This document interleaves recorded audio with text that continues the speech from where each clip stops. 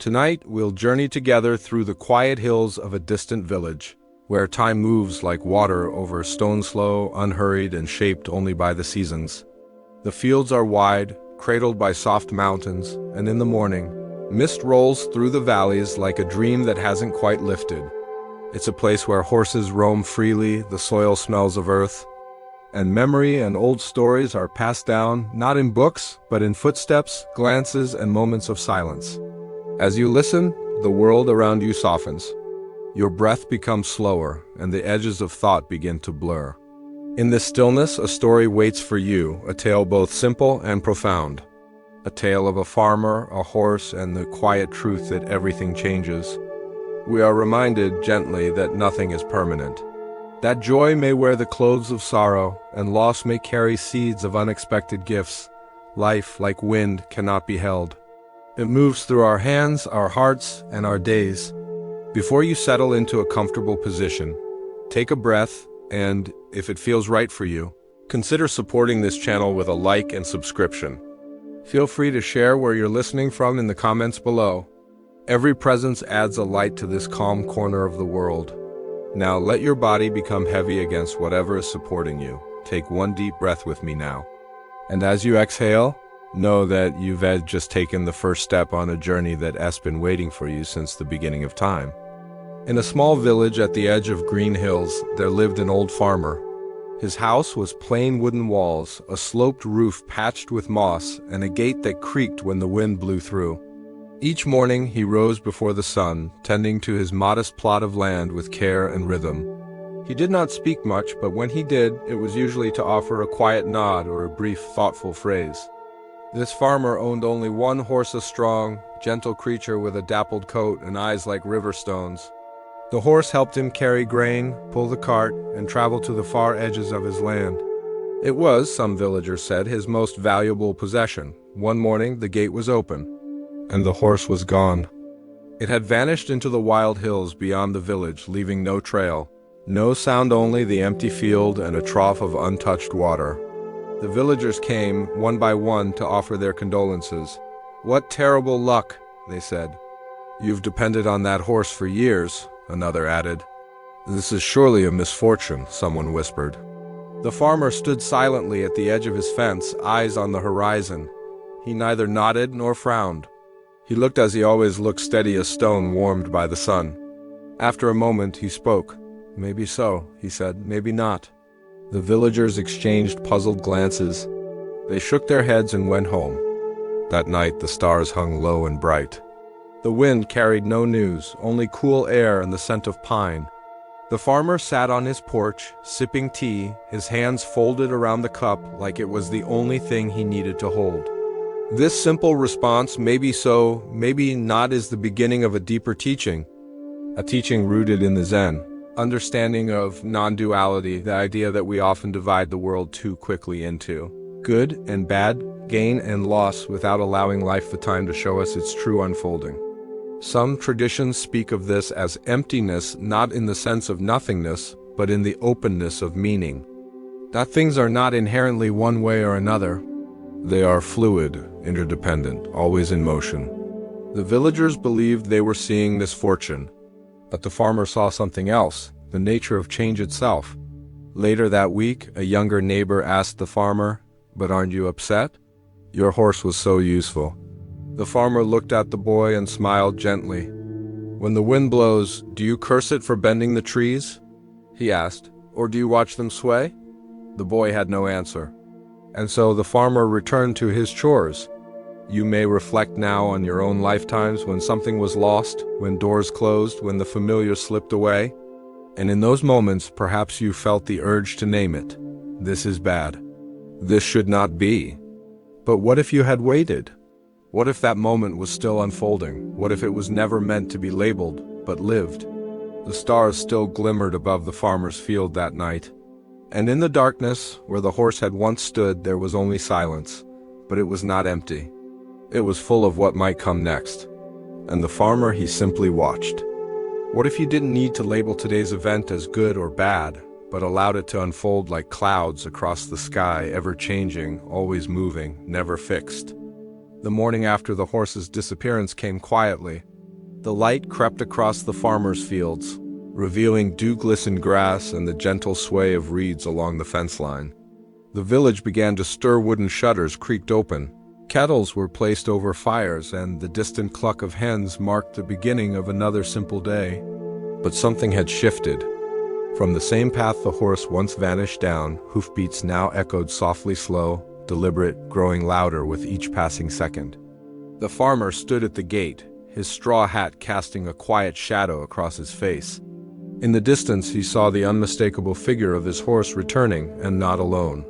Trailing behind were 3 wild horses, untamed, strong, their coats dusted with mud and travel. They moved as one, a single wave of muscle and motion, cresting into the open field beyond the gate. The horse had returned, and brought others with it.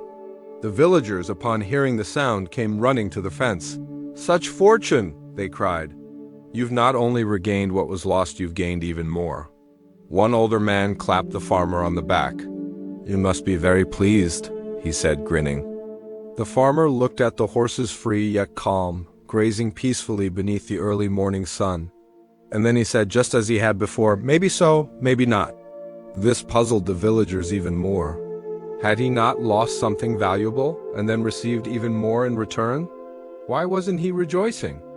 But the farmer only smiled, his gaze steady, as if listening to something deeper than the voices around him.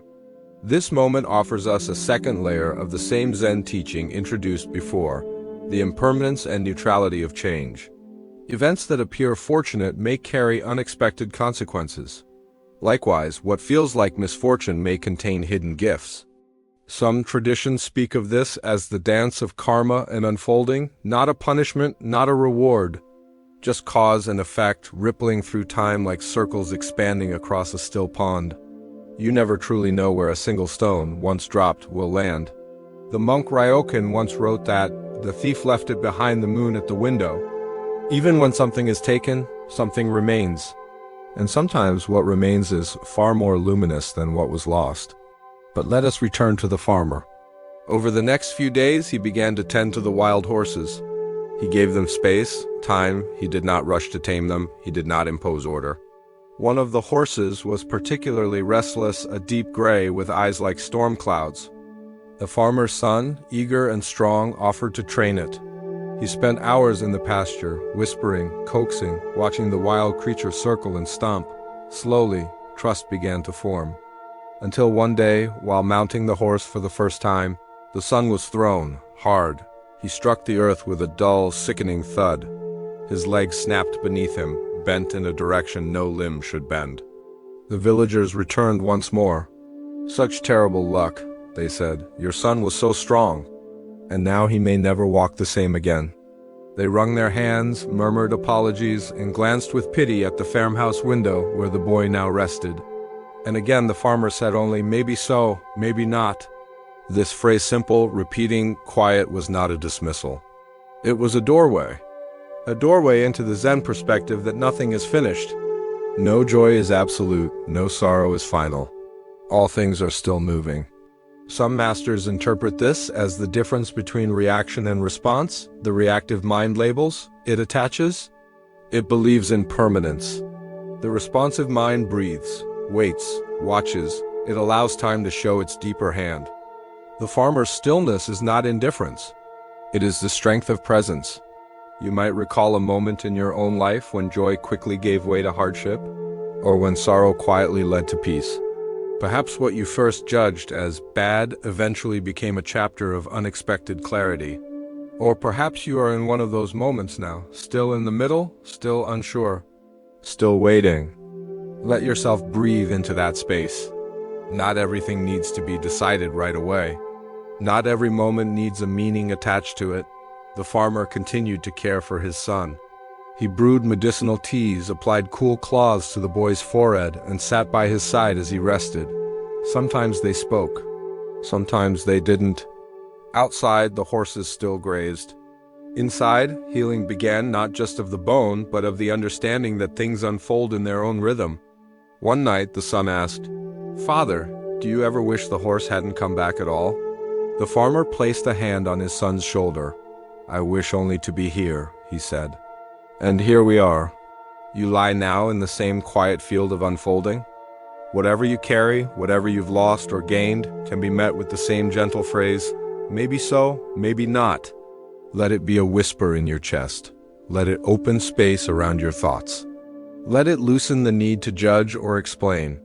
What if every event in your life is still unfolding, and its meaning is a river you are already floating down gently with no need to steer? The days pass slowly, like clouds drifting over the hills changing shape, drifting onward, never holding their form for long. In the farmhouse, the son remained in bed, his leg wrapped carefully, splinted with smooth bamboo and bandaged in layers of cloth, soaked with herbs and warm water.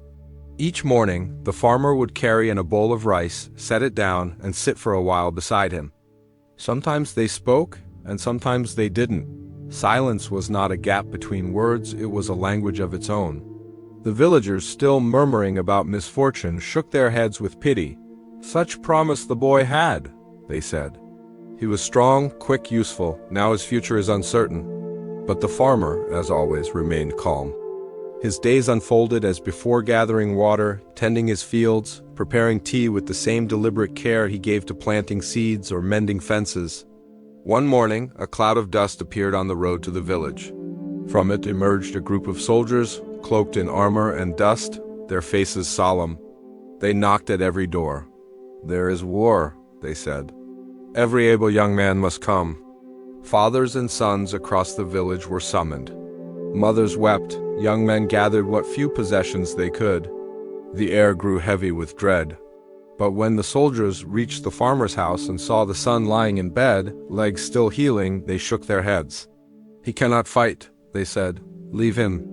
And just like that, they were gone. The son looked at his father, disbelief in his eyes. "If I hadn't broken my leg," the farmer poured tea. Steam rose between them. "Maybe so," he said, "maybe not." And there, within the soft clink of cups, the story turned once more. This chapter in the tale reveals the heart of a deeper Zen and Buddhist teaching, non-attachment to outcomes. What appears as tragedy may become a blessing. What seems like salvation may carry unseen sorrow. And often we simply cannot know in the moment which is which. Some traditions describe this in terms of the middle way, a path between extremes, where one neither clings to joy nor flees from pain but walks calmly through the landscape of life, step by measured step. To live this way is not to be numb but to be rooted in presence, to meet life as it is without needing to label or control. The farmer's "maybe so, maybe not" is not a dismissal, it's a door, a quiet refusal to rush toward judgment, a willingness to let the river of events flow without damming it with meaning. In the evenings that followed, the village grew quiet. Mothers sat on porches, gazing into distance. Fathers tended their homes in silence. The young men were gone, and no one knew when or if they would return. The farmer's house, too, was quiet. But within its walls there was peace. The son, unable to walk far, began to spend more time observing. He watched how his father moved, how he stirred the pot with both intention and gentleness. How he greeted the sunrise each day not with ambition, but with appreciation. One morning the son said, "You never seem to resist anything." The father looked up from his work. "Why should I resist the wave I am already riding?" The boy frowned, thinking, "But aren't there things worth fighting against?" "Perhaps," the father said. "But not every fight is a wise one. The seed does not fight the soil, it surrenders. And in surrendering it grows." This is another layer of wisdom, allowing rather than resisting, not passivity, but presence. Not submission, but spaciousness. You may reflect now on a time when you struggled against what was. When you clung to a plan, an idea, a version of how things should be and suffered when life did not agree. And perhaps, looking back, you see that the pain was not only in the event, but in the resistance to it. Some masters teach that peace is not the absence of hardship, but the absence of struggle against it. That like the farmer, we can learn to breathe within what is and trust that meaning will arrive in its own time. The son, day by day, began to recover. Though he still limped, he found strength in his arms, clarity in his thoughts. He began helping again, gathering herbs, sorting grain, sharing tea with his father beneath the swaying branches of the plum tree. And he noticed something else. The horses, once wild, had grown calmer. They followed the farmer with slow, steady steps. They no longer bolted at loud sounds. They grazed close to the house, returning at dusk as if they belonged. They, too, had settled into the rhythm of things. One evening, as the sun dipped below the hills, the son watched the sky bloom with color. "Everything feels different now," he said. The farmer nodded. "It is, and yet it always was."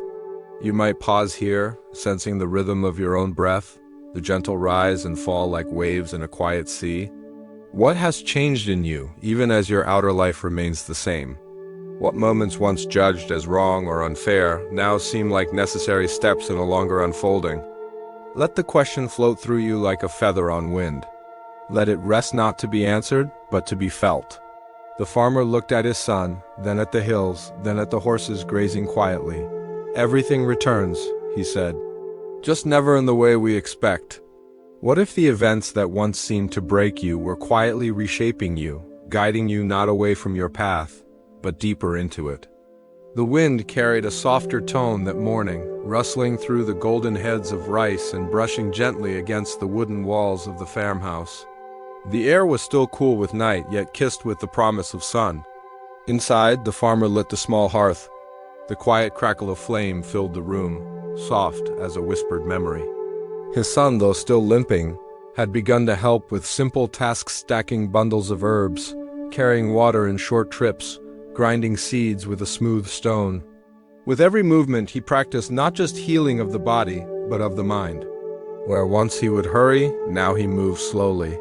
Where once he sought control, now he breathed into the unknown. And the unknown, it seemed, was the only constant. News reached the village of fierce battles far away. Some of the villagers' sons had fallen, some were missing. Grief spread slowly, not like a sudden fire, but like a mist clinging to homes, to meals, to the corners of each conversation. Families sat in quiet circles. Laughter was a rare bird now, occasionally heard and quickly gone. The farmer and his son watched and offered help where they could, bringing tea, helping to mend roofs, sitting quietly beside the grieving without offering advice. Just presence. One evening the son asked, "Why didn't you ever panic when I broke my leg? Or when the horse ran away? Or when the soldiers came?" The farmer poured water into the kettle, listening to it hiss softly against the iron. He spoke without turning. "Because I knew I didn't yet understand the whole story." This is the heart of a profound Zen teaching, patience with the unfolding. Life does not reveal its full truth in the first act. What looks like tragedy now may be setting the stage for healing. What seems like blessing may one day fall apart. Some traditions speak of beginner's mind, a way of seeing life freshly, without assuming we know how things will end. The mind that is sure, rigid, fixed in its conclusions, cannot see clearly. But the mind that remains open like a bowl, not yet filled, can receive wisdom as it comes. The farmer told his son a parable passed down from his own teacher. There was once a monk who lived near the mouth of a river. One day, he saw a log drifting downstream, tangled in branches and debris.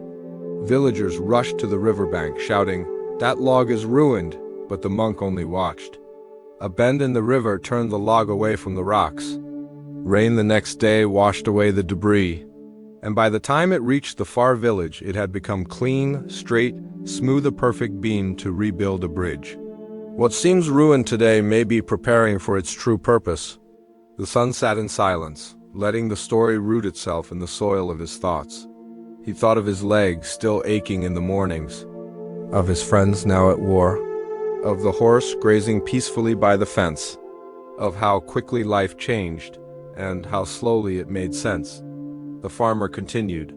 "You ask why I didn't panic," he said. "But panic is what happens when we demand understanding before it's time."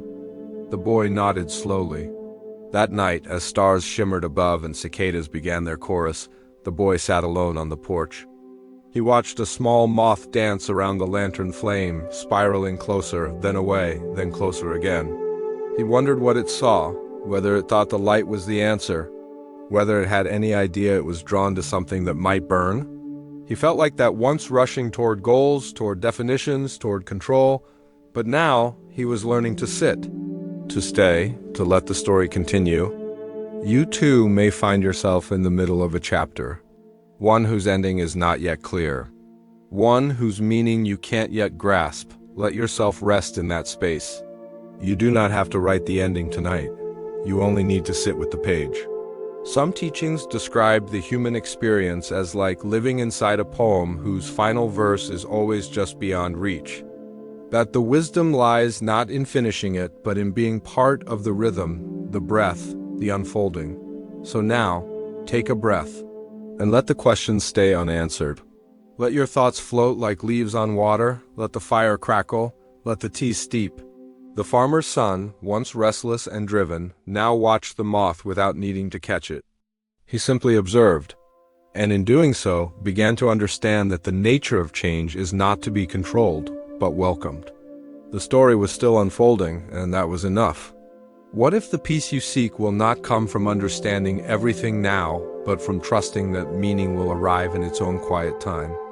Morning arrived like a breath exhaled slow, full of softness. Light crept gently into the corners of the farmhouse, touching the floorboards, resting on the edges of ceramic bowls, stirring the scent of dried jasmine leaves hung near the window. Outside, a light mist hovered over the fields, as if the earth itself were still deciding whether to wake. The farmer stood beneath the plum tree, tying a thin rope around a bundle of mint. He moved without rush, his motions echoing the wind, quiet, natural, steady. His son sat nearby, back against the trunk, a hand resting on his knee as he watched a line of ants navigate the edge of a stone. They did not speak. And yet, the silence between them was not empty, it was full of understanding, of rhythm, of breath. A neighbor passed by on the road, glanced toward the house, and then turned in through the gate. "You seem calm, old friend," he said. "Even after all that's happened." The farmer smiled and gestured toward the grass where the horses grazed. "The hills change, but they're still the hills." The neighbor sat with them for tea, and in the steam rising from his cup, a kind of quiet settled. "I wish I had your peace," he said. "Ever since my son left for war, I can't sleep. Every shadow looks like bad news." The farmer didn't respond immediately. He let the words drift like fallen petals. Then softly he spoke. "You've planted a seed," he said. "Now let it grow." The neighbor frowned. "But I don't know if it will survive." "Neither does the earth," the farmer replied. "But it doesn't dig it up to check." This is a story about trust in what we cannot control, the essence of patient surrender. In Buddhism, this is mirrored in the teaching of virya, not effort in the striving sense, but a steady, persistent energy that does not grasp. A trust that what needs to grow will grow in its own time. Some traditions describe this as the wisdom of non-interference, knowing when to act and when to allow, when to offer water and when to let the sun do its quiet work. The farmer told the neighbor a tale his own teacher once shared. On a cold winter night long ago, a young monk planted a fig tree near the temple wall. Each morning he worried it was not growing quickly enough. So he watered it twice and worried more. He trimmed the leaves, hoping to make it stronger, and worried more. One day, an elder monk watched him fuss and frown. "You are not helping the tree," he said. "You are interrupting its stillness." The young monk stepped back. The tree, left alone, began to grow. The neighbor listened, eyes misting not with sorrow, but with soft recognition. "I suppose I've been interrupting my own stillness," he said. The farmer nodded. Sometimes peace is not something you find, it's something you stop pushing away. Later that day, the neighbor returned to his own home, walking slower than usual. Not because he was tired, but because he was breathing again. The son turned to his father. "Do you ever worry?" "Of course," the farmer said. "But I do not follow worry where it tries to lead me. You might consider now your own habits of control. Your own moments of digging up what you've planted just to make sure it's still growing. Perhaps it's a hope or a relationship or a dream whose progress you can't quite measure. And perhaps you find yourself asking, is it working? Should I do more? But what if growth is happening quietly, beyond your sight? Some Zen masters say that the bamboo does not rise in its first year. For months, nothing seems to change. But below the surface, its roots are deepening, weaving a foundation. And only then, when ready, does it rise, suddenly, rapidly, with grace. Trust the unseen. Let your roots grow in silence. Let yourself be in the in-between. The son, now nearly recovered, walks with a slight limp, but his steps are full. He moves without rushing. He smiles more easily. And each evening he lights a single lantern, not because he fears the dark, but because he honors the day's end. One night, as stars prick the sky and cicadas sing their soft lullaby, the farmer and son sit side by side on the porch. No words, only presence, and the scent of mint drifting through the warm air. The seed of peace has taken root, not because they made it grow, but because they gave it space. What if your deepest peace is already growing quietly, patiently beneath the surface of your life, waiting not for your effort, but your permission to emerge? The air was soft with the warmth of late afternoon. Golden light poured across the fields, turning the stalks of rice and wheat into rivers of fire. The hills stood still in the distance, blue and eternal, as if they had always been there, watching, listening, waiting. The farmer walked along a narrow path with a basket slung over one shoulder. At his side, a younger neighbor kept pace, the rhythm of their steps quiet on the earth. They had walked this trail many times, but today the younger man's brow was tight with thought. Eventually he spoke. "How do you do it?" he asked. "How do you not fight against life when it changes, when it hurts?" The farmer didn't stop walking. He simply gestured ahead. "Come," he said, "I'll show you something." They came to a bend in the trail, where a stream curved gently through smooth stones. The water was shallow, but clear at surface, broken only by the occasional leaf, drifting without resistance. The farmer sat down on a flat stone and dipped his hand into the water. "See how it moves?" he said.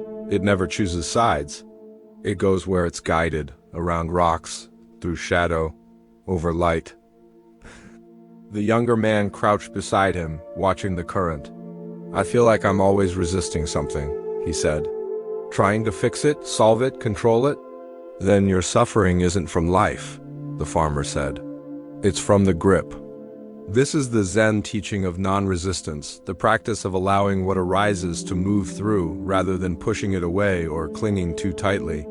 In Buddhist philosophy, this aligns with the idea of letting go not as abandonment, but as compassion for the self. Some traditions teach that to suffer is human, but to multiply suffering through resistance is optional. That pain passes, but struggle holds it in place. The farmer reached into the water again, cupped it in his hands, and then opened them. The water slipped through without protest. "You cannot hold the stream," he said, "but you can walk with it." Then he told a story, one he had first heard when he was a boy. There once was a traveler who came to a river in flood. The current was too strong to cross. She spent days building a raft from driftwood and vines. She crossed with great effort, dragging herself to the far shore, exhausted but alive. Out of fear, she decided to carry the raft on her back in case she encountered another river. She carried it through forests, up mountains, into towns. And though there were no more rivers, her back ached with its weight. One day, she passed a wise woman who asked, "Why carry what you no longer need to cross?" The traveler set the raft down.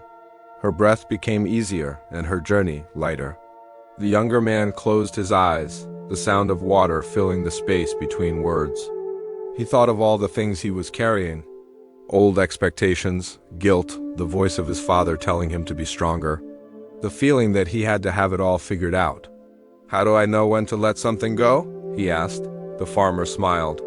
"When it starts carrying you away from yourself." They sat a while longer, watching the light shift across the surface of the stream. Leaves floated by like unspoken thoughts, neither chased nor dismissed, just witnessed. You might consider now what rafts you've been carrying. What old stories or roles you've strapped to your back, not because you need them, but because you fear letting them go. Perhaps there was a time they served you. Perhaps they helped you cross something turbulent.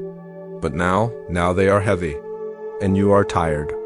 Some teachings say that peace is not something we find, but something we uncover by setting down what no longer belongs.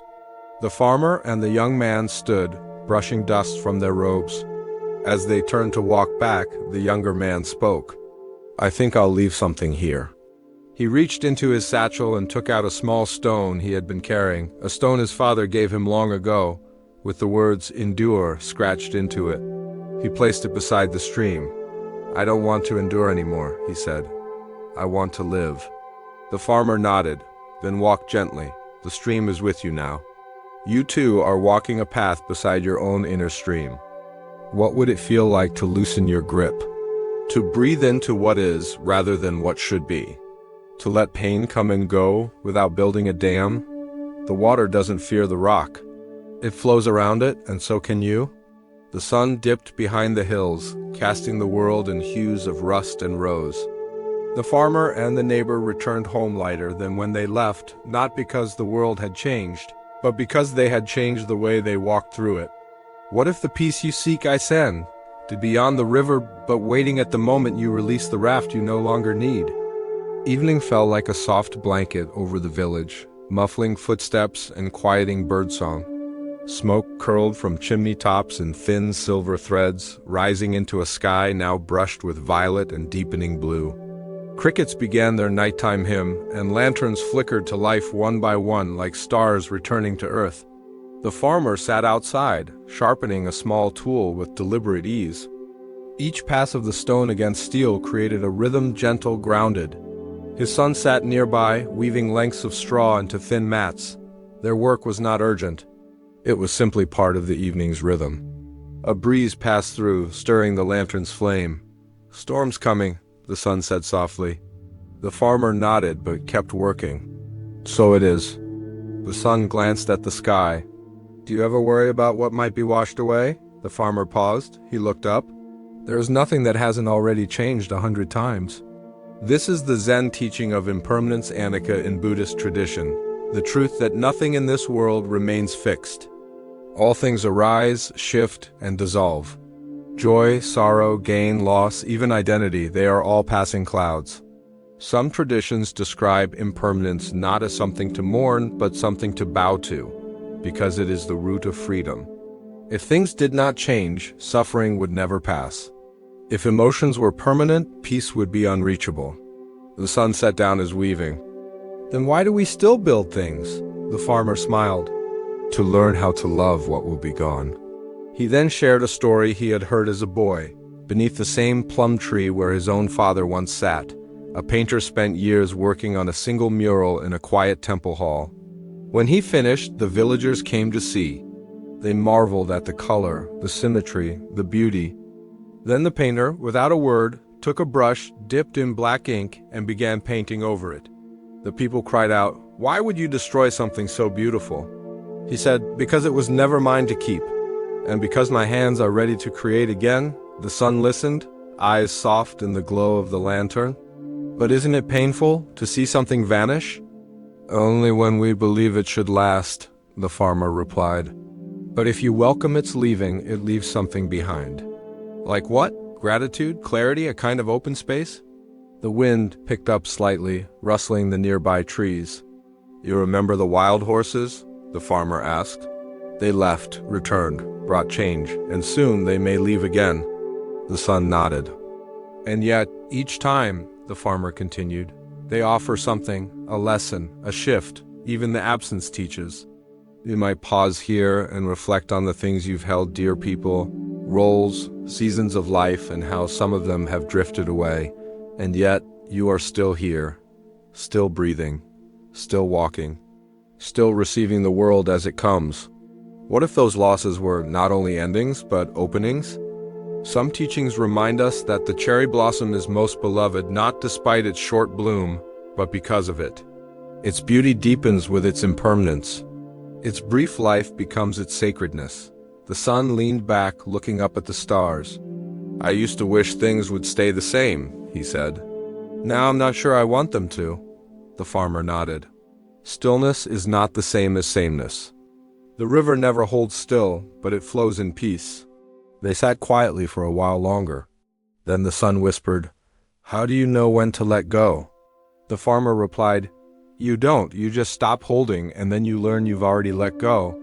You lie here now, surrounded by the quiet night, and perhaps your own mind turns gently to what is changing. What is fading? What has already passed? Let yourself honor those things, not by clutching tighter, but by bowing gently.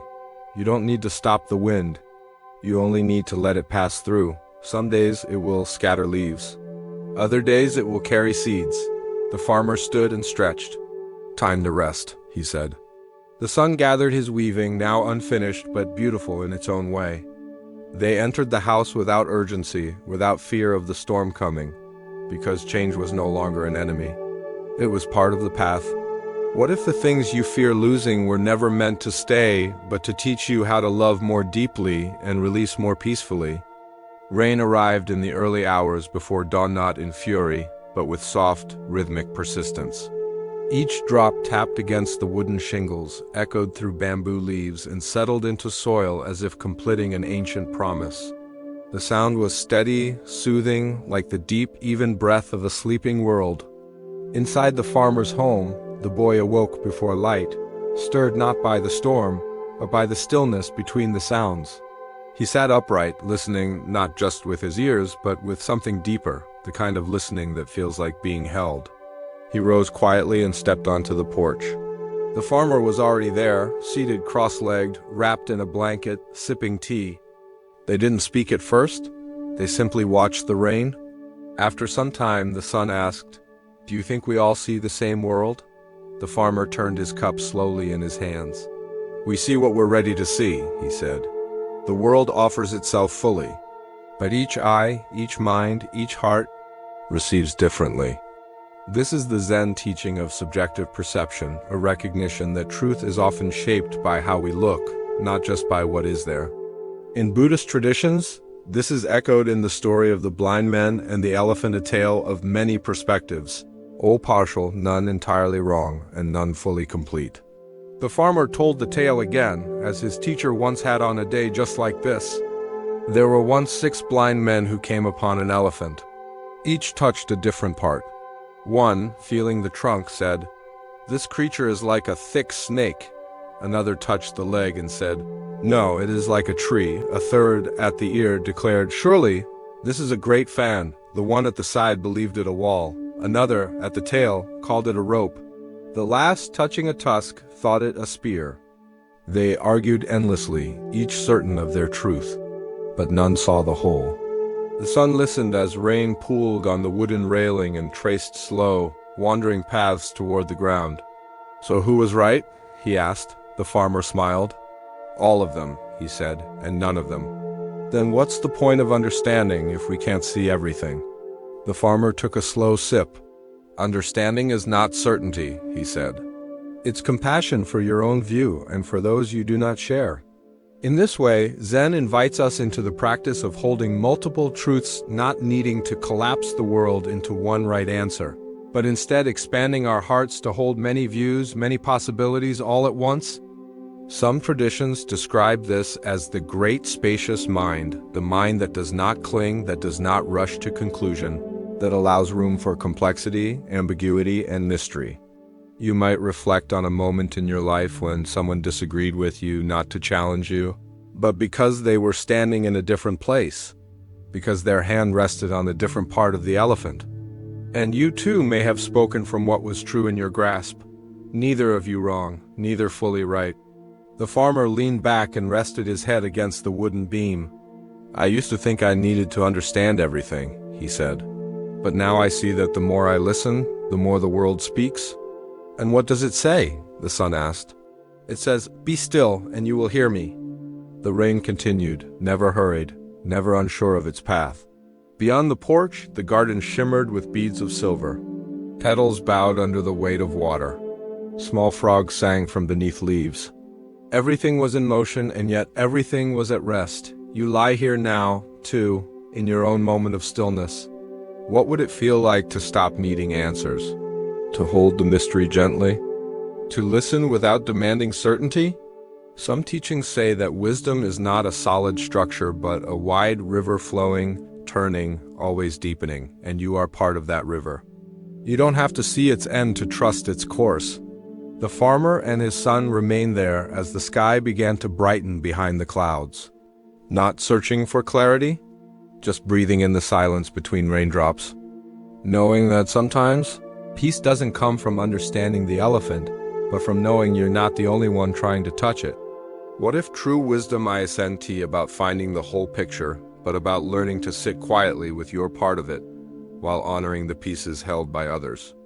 The rain softened as the morning wore on, becoming a faint mist that kissed the leaves and traced invisible circles on the water pots scattered around the garden. By midday, the clouds had begun to lift, and the light filtering through them was pale and clean, like the sky itself had been rinsed. Inside the farmhouse, the hearth glowed quietly, casting a warm hush across the wooden floor. The farmer poured 2 cups of tea, one for himself, one for his son, and sat across the table with the kind of presence that needed no words. They sipped slowly, steam rising between them. Then came a distant rumble. A storm had passed, but another was forming over the mountains. The farmer listened with neither concern nor distraction. Instead, he placed a small clay bowl between them, and without explanation filled it with tea. He gestured toward it. "Look." The sun peered inside. The surface of the tea trembled ever so slightly with each roll of thunder. "Now, imagine this bowl is your mind," the farmer said. "And the storm is the world." The sun nodded. "Even if it doesn't spill, it still moves." "Exactly," the farmer said. "The storm need not enter your house to shake you." This begins the lesson of inner steadiness amid outer change, of principle woven throughout Zen and Buddhist teachings.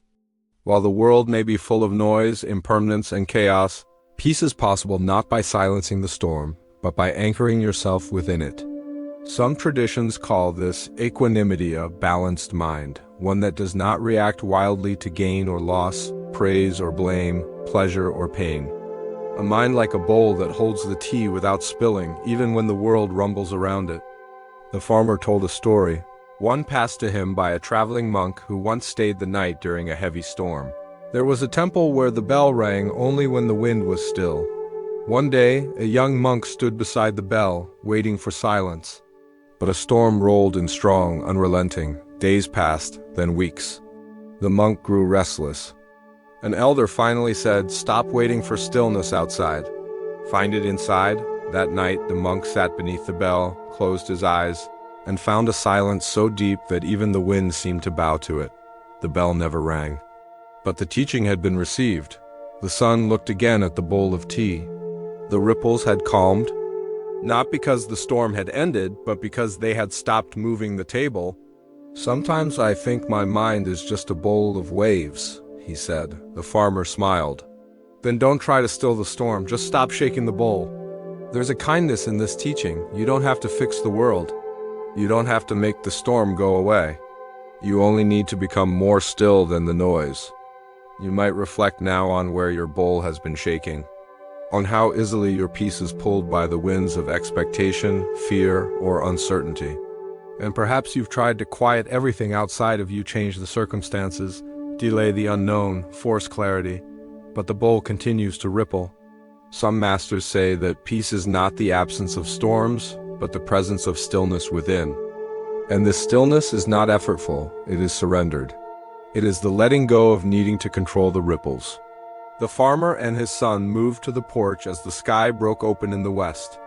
Light poured through the trees in long shafts, golden and slow.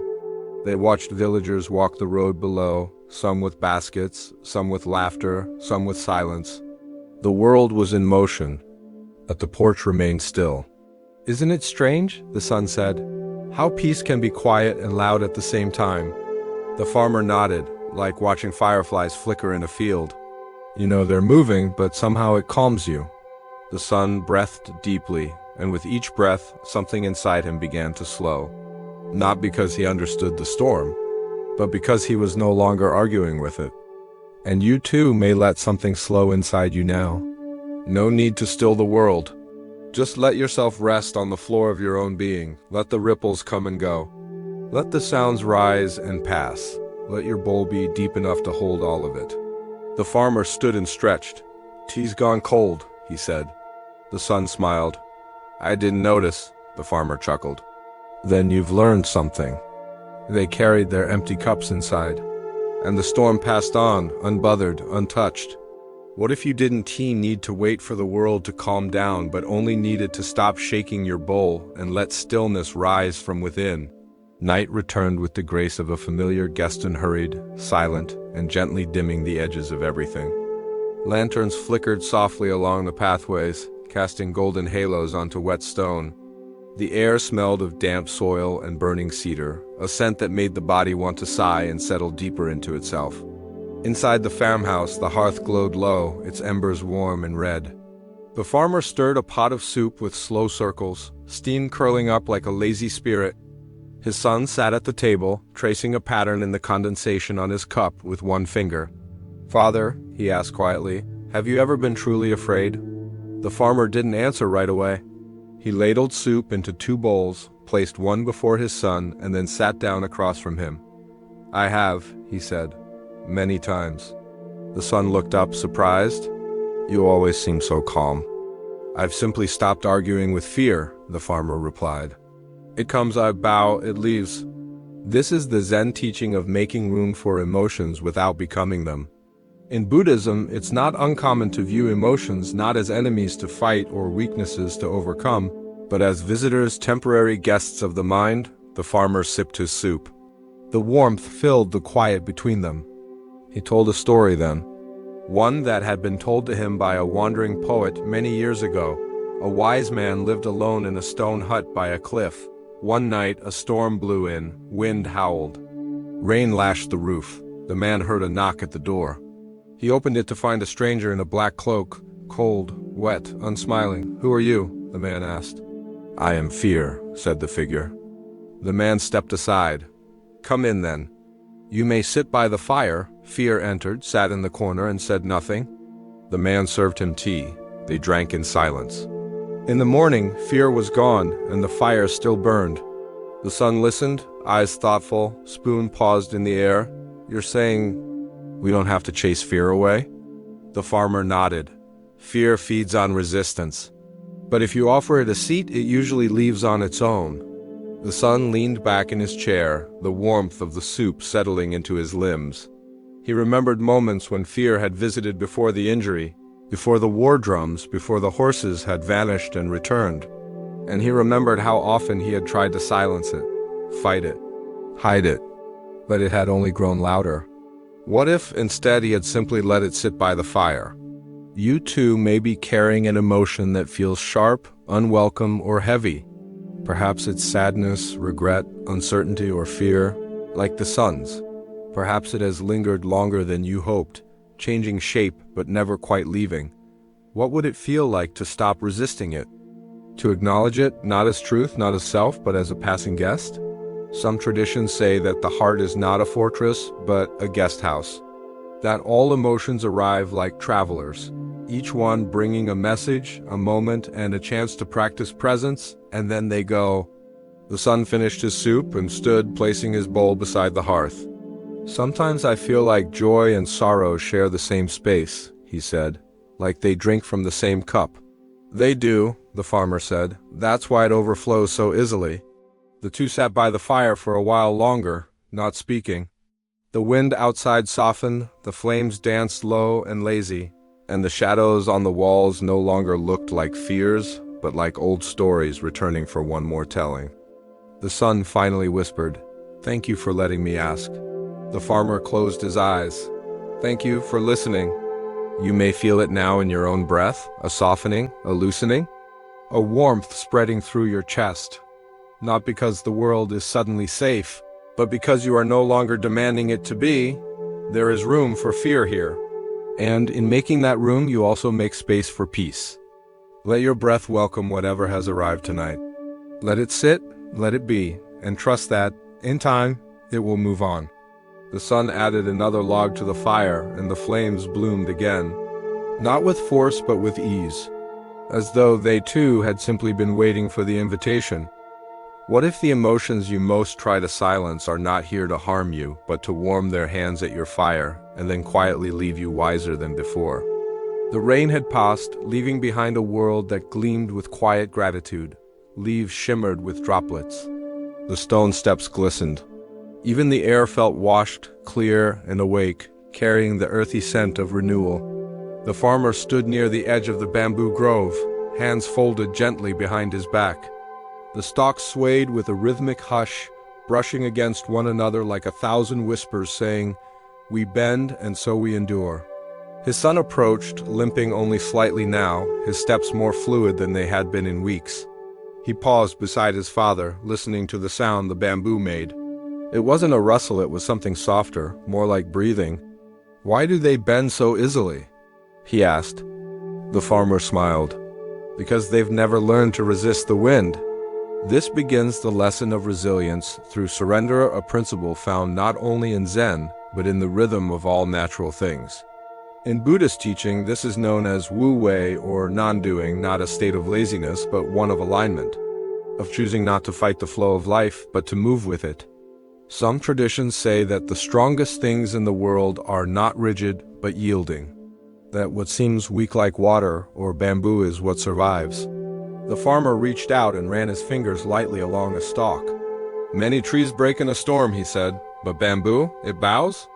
He then shared a parable, one that had come to him years ago, after watching a typhoon bend the trees along the ridge. A mountain once boasted of its strength. It stood unmoved, solid, proud. Below, a valley of bamboo listened quietly. One year, a great wind came. The mountain cracked at its peak. Stones tumbled down. But in the valley, the bamboo swayed, flattened, danced. When the storm passed, the mountain was scarred. But the bamboo stood tall again, unchanged. The son looked at the bamboo with new eyes. "So resilience doesn't mean holding your ground?" he asked. "It means knowing when to move," the farmer replied.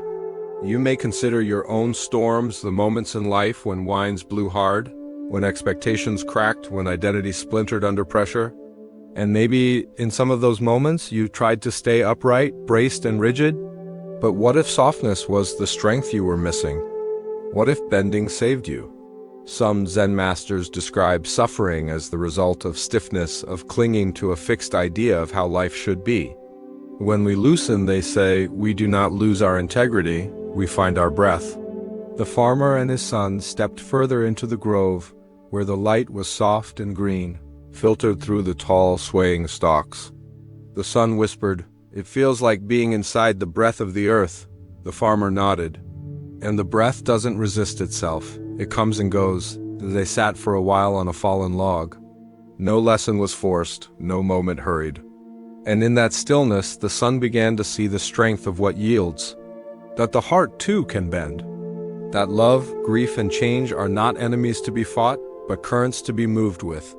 You may feel this now in your body, the invitation to soften. To surrender not in defeat, but in wisdom. Where have you been holding too tightly? Where could you bow, just a little, and allow the wind to pass through?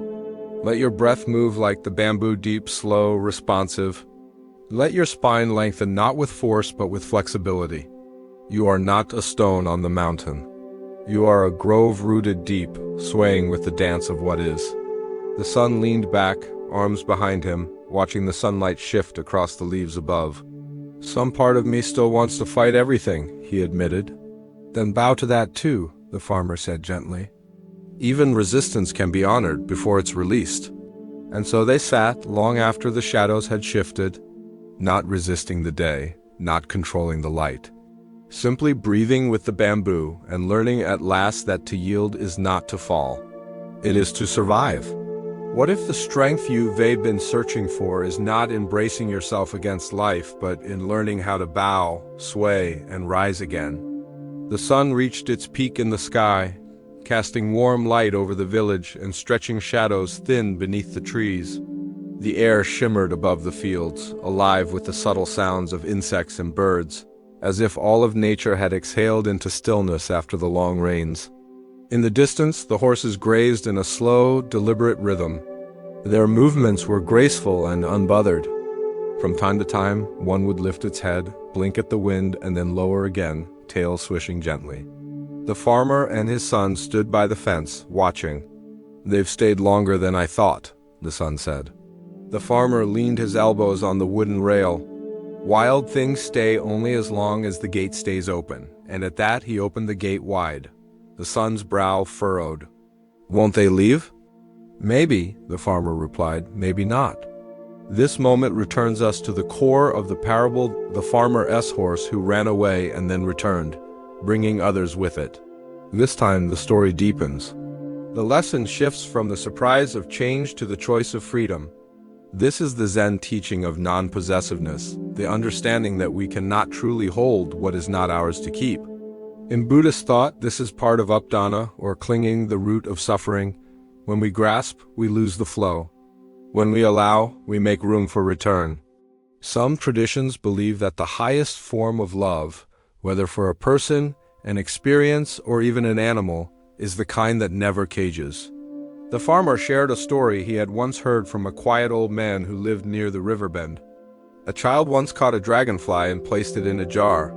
At first, she admired its shimmering wings, the way it floated like a whisper. But the longer it stayed in the jar, the more it lost its color. One day, an elder saw her sitting beside the jar in tears. "Why are you crying?" he asked. "It doesn't fly anymore," she replied. The elder opened the jar. The dragonfly left. And though it never returned, the next morning, the garden was full of them. The son listened, watching the horses slowly move toward the gate, then pause uncertain. "Wouldn't it be easier to keep them in?" he asked. The farmer nodded. "It's always easier to contain than to trust, but they might never come back. And still, the gate must stay open." You might reflect now on the things you've tried to hold too tightly, moments you didn't want to end. People you feared losing, parts of yourself you tried to preserve unchanged. And perhaps, like the dragonfly, they began to lose their color under your grip. Some teachings remind us, to love something truly is to honor its freedom. To give space, not confinement. To meet its coming and going with the same open hands.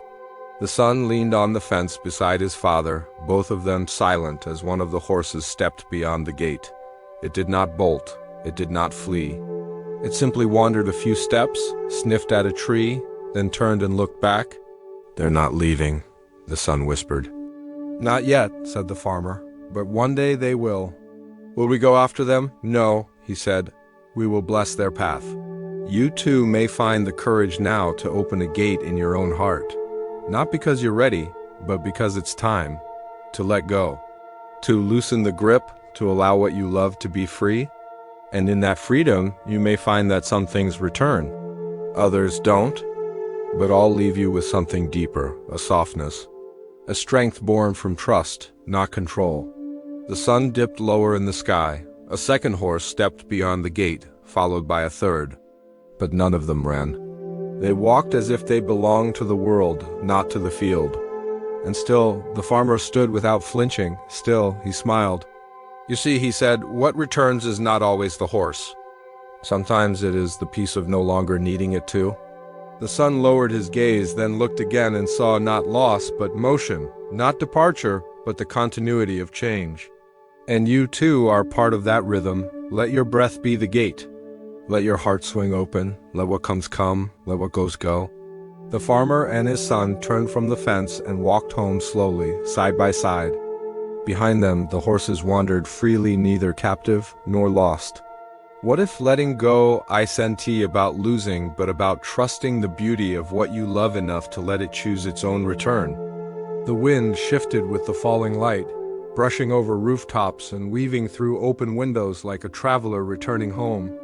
The day's warmth lingered in the stones, but the shadows stretched longer now, painting the earth with deeper colors, soft purples, muted golds, and the quiet gray of gathering dusk. Inside the farmhouse, the farmer moved with gentle intention. He gathered a small bundle of dried herbs, cleared a low table, and swept the floor with slow, sweeping motions. There was no rush, no purpose beyond the simplicity of creating space. His son watched from the doorway, brow slightly furrowed. "What are you preparing for?" he asked. The farmer smiled without turning. "Nothing," the son tilted his head. "Then why clear the space?" The farmer gestured to the empty room. Sometimes we make space not because something is coming, but because we are ready to let something go. This is the Zen teaching of emptiness as fullness, the idea that clearing, releasing, and letting go does not create lack, but invites peace. In Buddhist thought, this is related to unyat, or emptiness, not a void. but a spaciousness where life can flow freely without clinging. Some traditions teach that only when the cup is emptied can it be filled again, that we often carry too much not in our hands but in our hearts, our homes, our thoughts. The farmer lit a small stick of incense and placed it near the windowsill. The smoke rose in lazy spirals, curling toward the beams above. He turned to his son and said, "Come, help me clear this room." Together they moved through the space. They lifted old cushions, rolled up unused mats, folded blankets, and removed a small chest from the corner. Inside the chest were things that hadn't been touched in years-worn robes, chipped bowls, faded letters. The son held one of the letters in his hand. "Should we keep these?" The farmer looked at the paper, then at his son. "Does it bring warmth?" he asked. The son thought for a moment. "It brings memory, but not peace." "Then honor it," the farmer said, "and release it." They read it one last time, folded it gently, and placed it on the fire. The flames welcomed it without judgment. The room grew quieter not because sound had left, but because the space had opened. The farmer told a story then, one his teacher once shared in the mountains during a long winter. A monk traveled with only a bowl, a robe, and a mat. One day, he passed through a village where a kind woman offered him a golden cup. It was beautiful, shining, flawless. The monk hesitated, then accepted. Days later, he found himself worrying about the cup, hiding it, protecting it, thinking of it even during meditation. That night, he left the cup on the side of the road. And for the first time in days, he slept through the night. The son looked around the newly cleared room. "It feels lighter." "It is," the farmer said. "And so are we?" You might reflect now on the rooms within your own life, both physical and emotional. What clutter are you still holding, not out of need, but out of habit?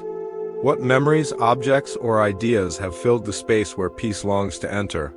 Letting go is not erasure, it's acknowledgement. It's bowing to what once was and creating room for what may yet become.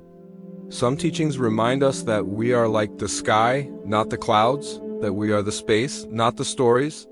And when we release the accumulation, we return to that clear, open presence. The sun opened a window, letting the night air move through the room. It didn't feel empty, it felt sacred. "It's strange," he said. "I thought I'd feel lost, but instead—" "You feel breath," the farmer said. He extinguished the incense, letting the final thread of smoke curl upward and vanish. They sat in the middle of the room on a plain mat, surrounded by stillness, joined by nothing but space and the sound of their breathing. You too can clear a space, in your thoughts, in your day, in your body. There is no need to rush, no need to throw away anything with force. Simply ask, does this bring peace? And if not, thank it. Then release it. The night deepened. The stars blinked to life. The room, now open and bare, held a fullness that no object could have offered. The farmer closed his eyes, the son did the same, and in the vast, simple silence, they rested not in what they had, but in what they no longer needed. What if the space you make by letting go isn't emptiness, but an invitation for breath, peace, and presence to finally arrive? Dawn unfolded quietly across the fields like a pale curtain slowly lifting to reveal another scene. Mist hung low, embracing the earth as though reluctant to let go of the night. The first bird call pierced the stillness like a bell, and the world stirred softly but surely. The farmer walked along the edge of the forest, a worn satchel across his back, his staff tapping gently against the earth. His son followed a few steps behind, curious, quiet, content simply to be near. They came upon a clearing where old wood lay scattered. Here the forest had thinned. A single tree stump, wide and flat, rested in the center like an altar. The farmer stepped into the circle of light, unslung his satchel, and drew out a small, unfinished carving. It was a horse ruff, simple and beautiful in its incompleteness. The son watched as his father sat cross-legged, took a knife from his belt, and began to carve. Not quickly. Not with precision, but with presence. Each stroke whispered, "This is enough." "You never told me you were a carver," the son said softly. The farmer smiled, never looking up. "I'm not. But you're carving. I'm listening." This introduces the Zen teaching of creation without expectation, the practice of allowing things to become what they are, rather than forcing them into a predetermined shape. In Buddhist understanding, this mirrors non-self, the insight that things, including us, are not fixed identities. We are processes. We are unfolding. Some traditions say the artist is not the one who imposes form, but the one who removes what does not belong. The son crouched beside the stump, watching as the wood curled away under the knife's gentle persuasion. "What will it become?" he asked. The farmer looked up, shrugged, and said, "Whatever it's ready to be." He then told a story, one passed down from a hermit woodworker who had lived on the far side of the valley. A man once asked a sculptor how he made such lifelike animals from blocks of wood. The sculptor replied, "I look at the wood until the shape reveals itself. Then I carve away everything that is not the animal," the man asked. "But what if it's not the shape you wanted?" The sculptor smiled.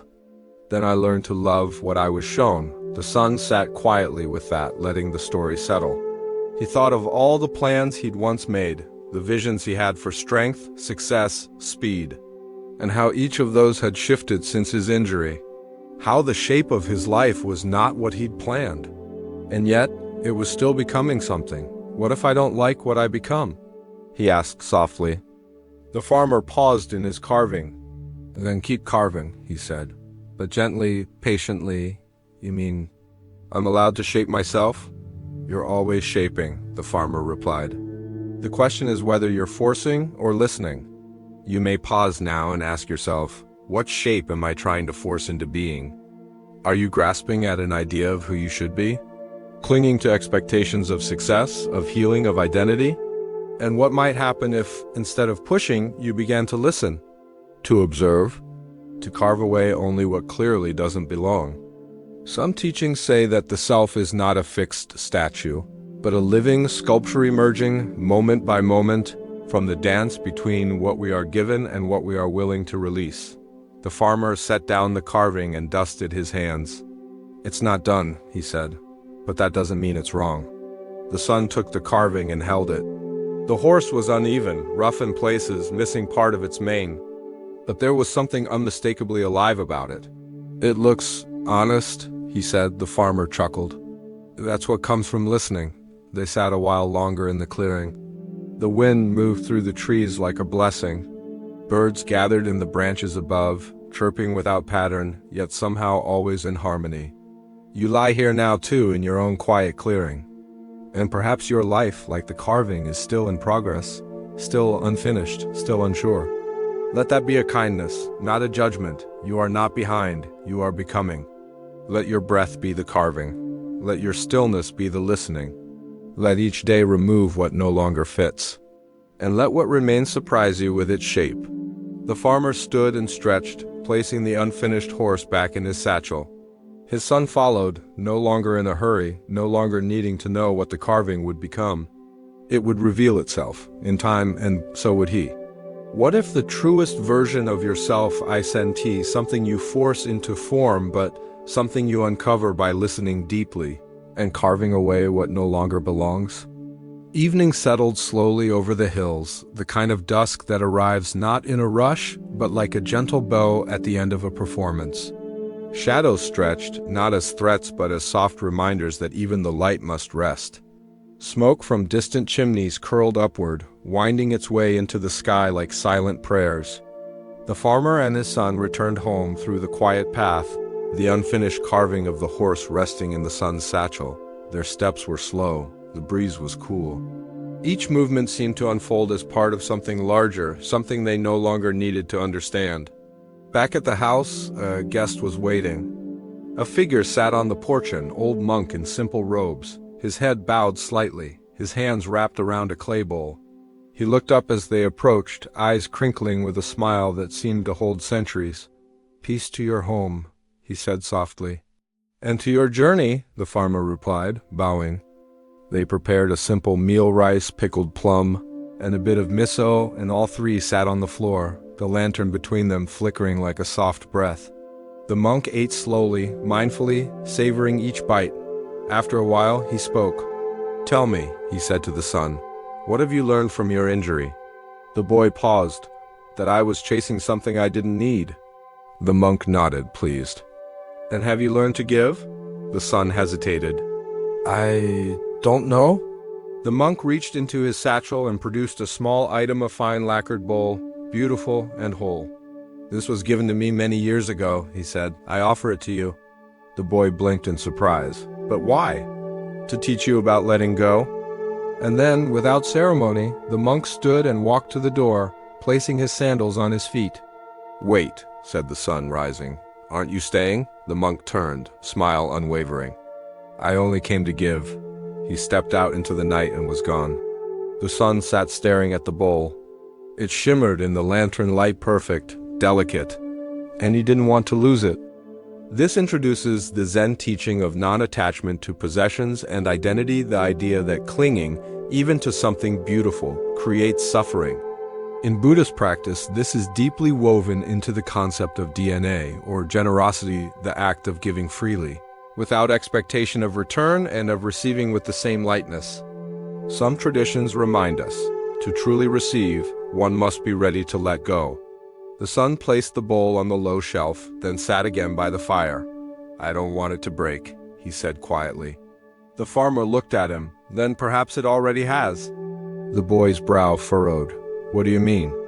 The farmer poured tea into his old chipped cup. Anything you are afraid to lose is already broken inside your heart. The fear splits it, not the fall. He then shared a story passed down through their lineage, one rarely told except on nights like this. A Zen master was gifted a beautiful porcelain cup, perfectly formed, impossibly smooth. He treasured it. One day, a student knocked it from the shelf. It shattered.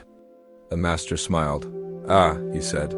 I've been waiting for that moment. The student was stunned. The master explained, I accepted its loss the day I received it. That's why I could enjoy it fully while it lasted. The son looked at the new bowl, its surface reflecting the firelight, and slowly he understood. The bowl was a gift not for keeping, but for releasing, for practicing the space between gratitude and grasping. You might reflect now on what you've been given, gifts, relationships, moments of beauty, and how tightly you've held them. Perhaps the fear of loss has crept in like a shadow, dulling the joy of the thing itself. But what if you accepted its impermanence? What if, by holding it lightly, you could love it more fully? Some teachings say that the hands that cling cannot receive. That to truly live is to let life pass through you, like wind through the bamboo felt, but not caught.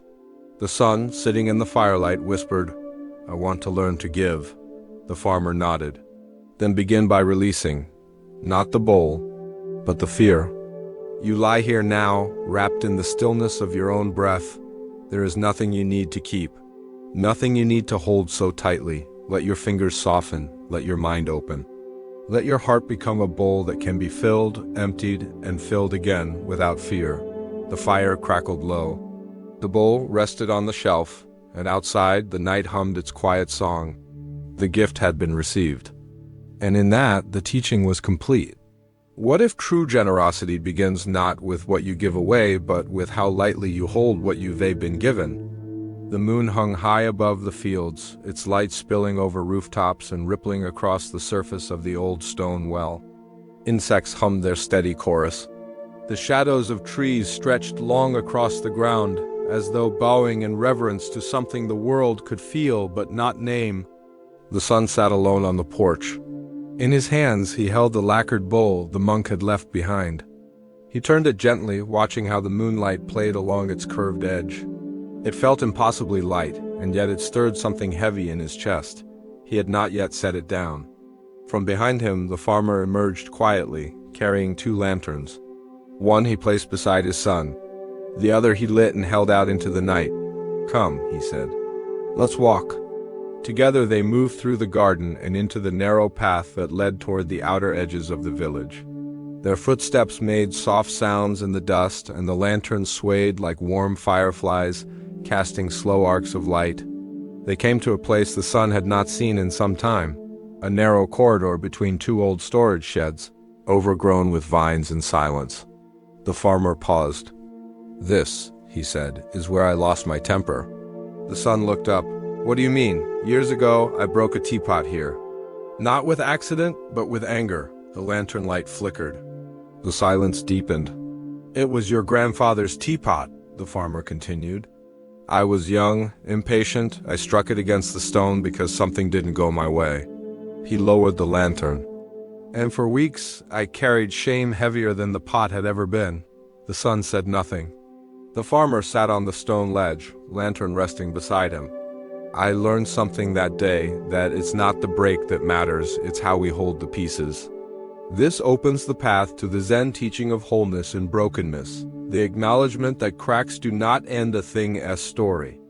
Sometimes they are the beginning.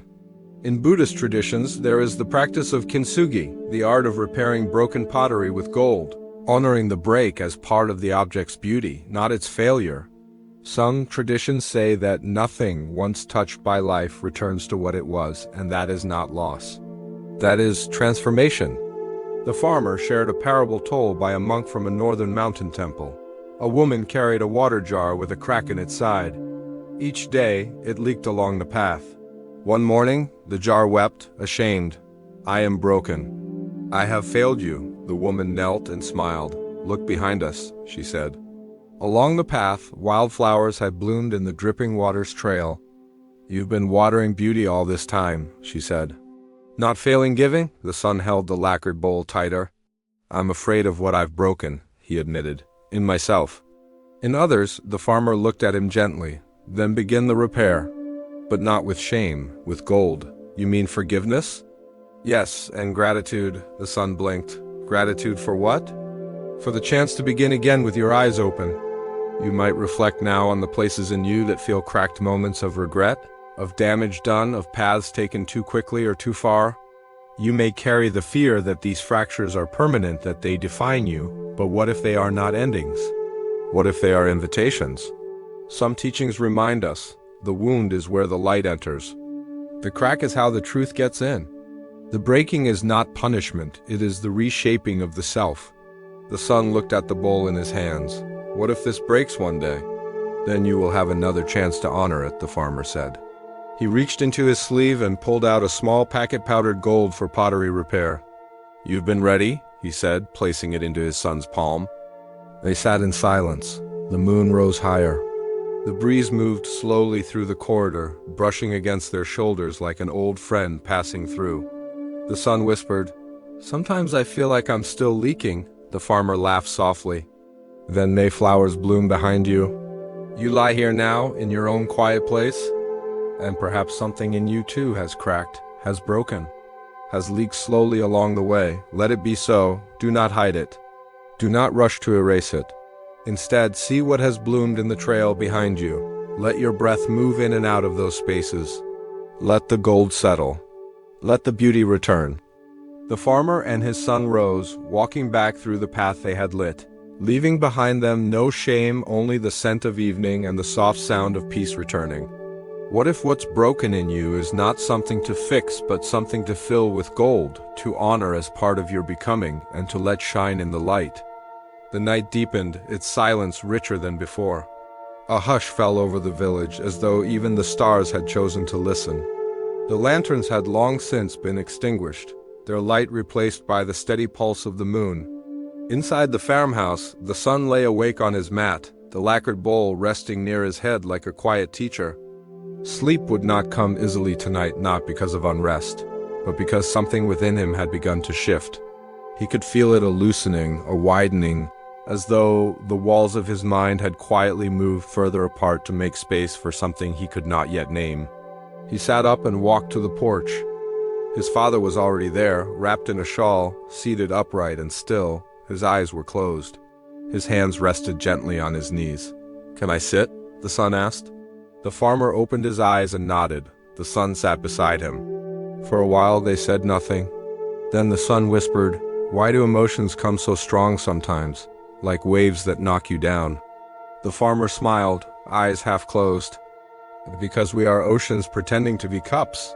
This is the Zen teaching of welcoming emotion as part of the path, not to suppress or escape, but to greet each feeling as a guest with something to offer.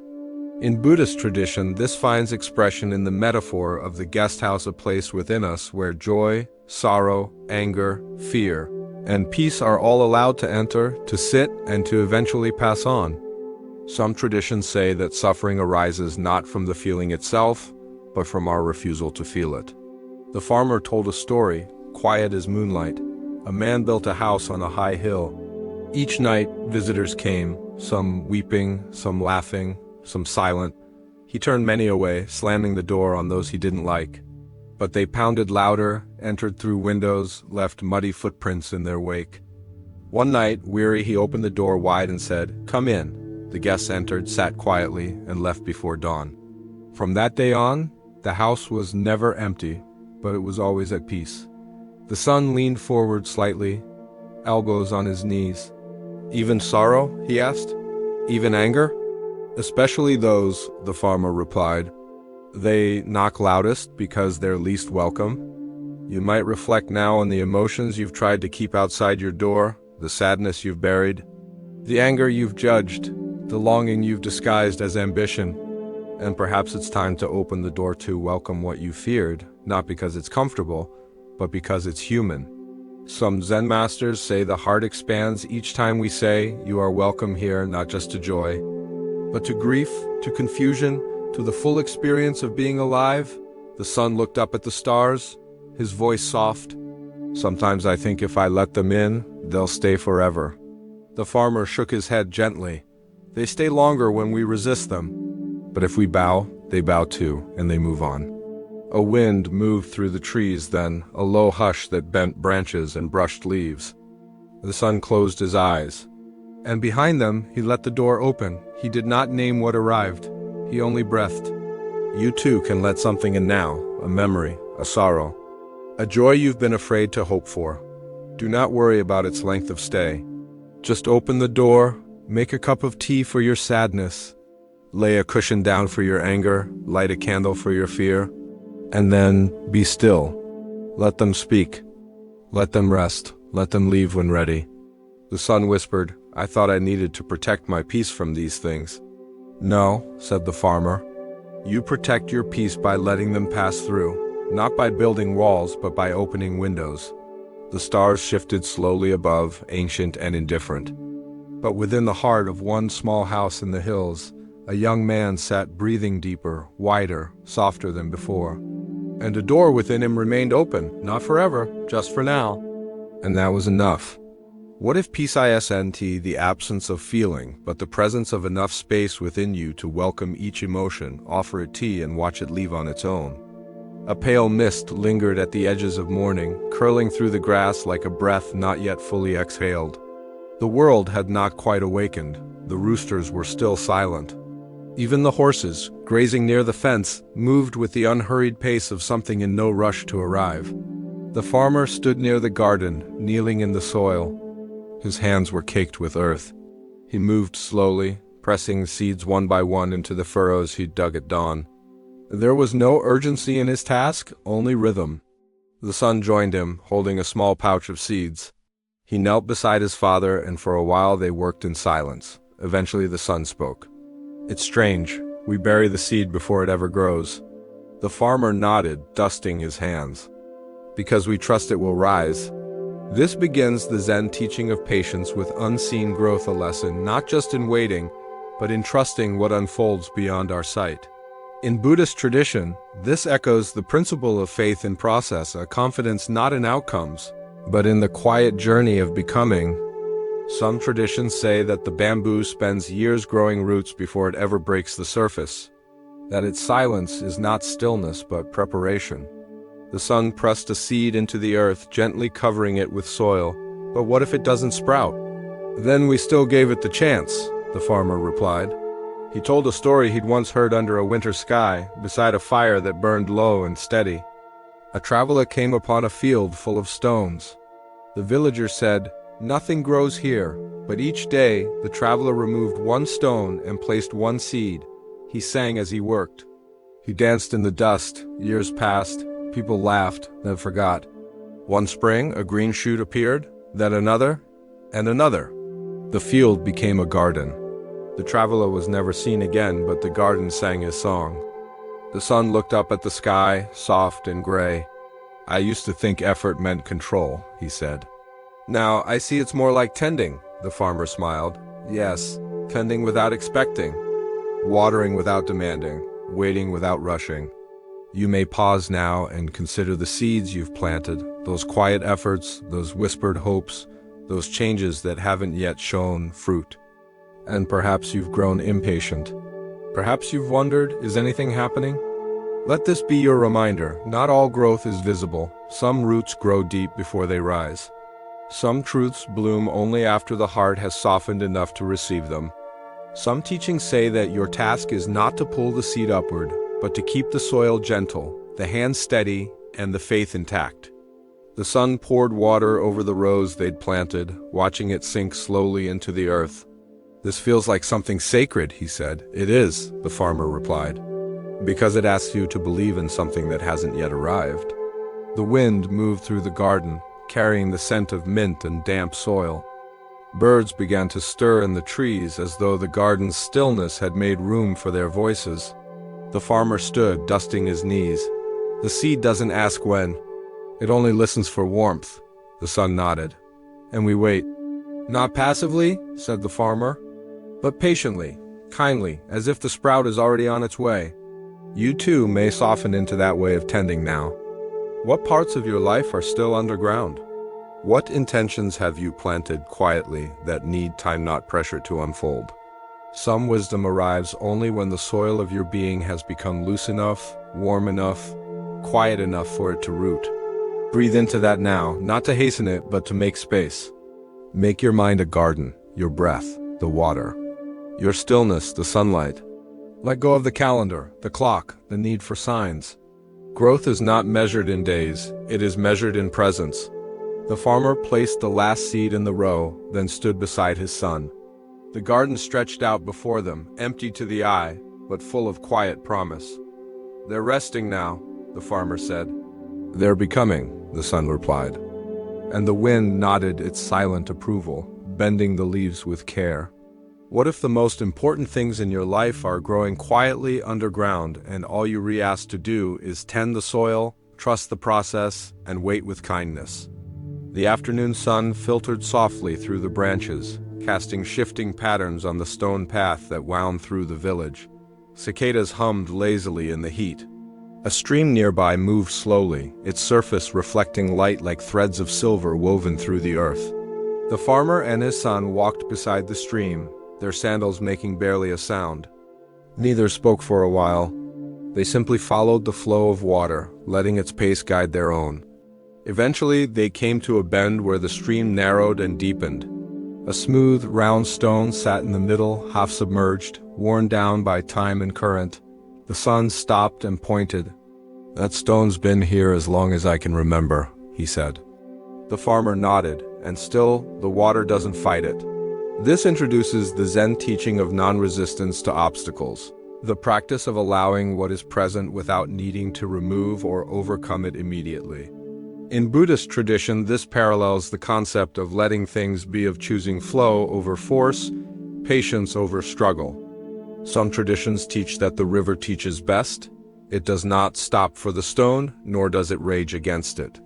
It moves around, over, and through all in its own time. The farmer sat down by the edge of the stream, motioning for his son to do the same. People often think peace is found by avoiding difficulty, he said. But peace is found in how you meet it. He picked up a twig and dropped it into the water. See how it flows? It doesn't hesitate at the stone, it doesn't argue. It simply continues. He told a story then, simple and clear. A young monk once asked his teacher, "How do I remove the obstacles in my path?" The teacher pointed to a stream. "Do you see it remove the stone?" The monk shook his head. "Then what does it do?" "It flows around it," the monk answered. The teacher smiled. "Then be like the water. Obstacles may remain, but they do not stop the stream." The son listened, eyes on the current. "I used to think every challenge had to be conquered," he said. "Now I'm not sure anything needs to be conquered at all." "Not when it can be understood," the farmer replied, "and not when you trust your own current." You might reflect now on the stones in your own stream, challenges, tensions, things that feel immovable. And perhaps you've been trying to push them out of the way, to overcome them through force. But what if you could soften? What if you flowed? Some teachings say that obstacles are not always meant to be removed. Sometimes they shape your path more wisely than your intentions ever could. The sun reached into the water and touched the stone. It was smooth, cool, without edges, not a threat, just a presence. "And if the water stops?" he asked. "It never truly stops," the farmer said. "It might gather, it might fall still. But even then it waits, it listens, it finds its path again." The wind stirred the leaves above them. Somewhere upstream, a bird called once and fell silent. They sat in silence a while longer, watching the stream. Neither needed to explain what the stone meant to them now. You too may find comfort in letting the water of your life move at its own pace. You do not have to rush the current. You do not have to remove every stone. Sometimes it is enough to sit beside it and breathe. Let your breath flow now gently, steadily, like the stream. Let whatever arises in your thoughts come and go as water moves over rock. There is space for it all. There is time for it all. You are not here to remove every difficulty. You are here to learn how to remain soft, even in their presence. The farmer and his son stood, brushing dust from their robes. The stream continued behind them, unchanged, unhindered, unafraid. And they too moved forward not by removing the stone, but by becoming part of the flow. What if the obstacles you face are not blocks to your path, but shaping it slowly into something wiser, deeper, and more enduring? The morning sky opened slowly, its colors gentle and diluted, like ink in water. A breeze carried the scent of damp leaves and distant wood smoke. Somewhere in the trees, a single leaf let go. It drifted downward in quiet spirals, unhurried, unconcerned, like a question that no longer needed an answer. The sun stood at the edge of the path, watching it fall. He didn't speak. He only observed. And when the leaf finally touched the ground, he exhaled softly, deeply. His father approached and stood beside him, saying nothing. After a while, the sun broke the silence. "Why do I feel so much? For something so small?" The farmer smiled. "Because something in you has learned how to notice." This is the Zen teaching of impermanence and presence, the awareness that everything we experience is temporary, and that this very impermanence makes each moment sacred. In Buddhism, this is Anicca, the truth that nothing stays the same, and in that truth lies both sorrow and beauty. Some traditions say that a person who notices the falling leaf has begun to wake up, that the quiet things we overlook each day are often the very doors to insight. The farmer picked up the leaf and turned it in his hand. "Once, this was new," he said. "Bright, green, full of promise, then it changed, as everything does." He then told a story that had been passed through many voices, each retelling quieter than the last. A master sat with a student in autumn. They watched the leaves fall. The student asked, "Why must they die?" The master replied, "They do not die. They return, but they fall," said the student. "Only so they can feed the roots," said the master. "Nothing is wasted. Everything becomes." The sun looked up at the trees. Hundreds of leaves swayed above, each on its own journey of release. He whispered, "So we're not losing them?" "No," said the farmer. "We're watching them transform." You might pause now and reflect on what is falling away in your own life. A season, a role, a version of yourself you've outgrown. And perhaps it feels like loss. But what if it's a return? What if it's nourishment for something deeper? Some teachings say that the end of one thing is not a closure, but a folding, a recycling, a sacred return into the soil of becoming. The sun crouched and placed the leaf on a smooth rock. "It still carries beauty," he said. "Especially now," the farmer replied, "because its beauty won't last." They walked along the path beneath the trees. With every step, more leaves fell, some fluttering, some diving, some barely stirring the air at all. None of them clung. None of them resisted. And the path ahead grew softer with their touch. You too may sense the invitation now to let go, not with fear, but with reverence. To accept that nothing you hold today will remain forever, not your thoughts, not your emotions, not your breath. But this is not a reason to despair. It is a reason to cherish. Let your breath now be like that falling leaf, gentle, free, without clinging. Inhale, receive, exhale, release. The farmer and his son came to a clearing where the wind had swept the leaves into soft mounds. They sat among them, the crisp sound beneath them like an offering from the trees. The son whispered, "I used to dread endings." "And now?" asked the farmer. "I see that they are part of what gives meaning to the moment," the farmer nodded. "A candle burns brightest just before it's gone, and so does love. And kindness and attention you do not need to hold on forever. You only need to hold fully while it is here, then bow and let it go." The trees said nothing, but they knew. They had been doing this for centuries. What if the falling away in your life isn't a sign of loss, but an act of quiet return, making space for something deeper to take root within you? The stars blinked slowly into the sky, each one arriving without sound, like thoughts too soft to disturb the stillness. The wind had calmed, the village had quieted, and the fields, now golden and silver beneath the moonlight, seemed to breathe in unison with the earth. The sun lay beneath the open sky, a folded blanket beneath him and nothing above but the vastness.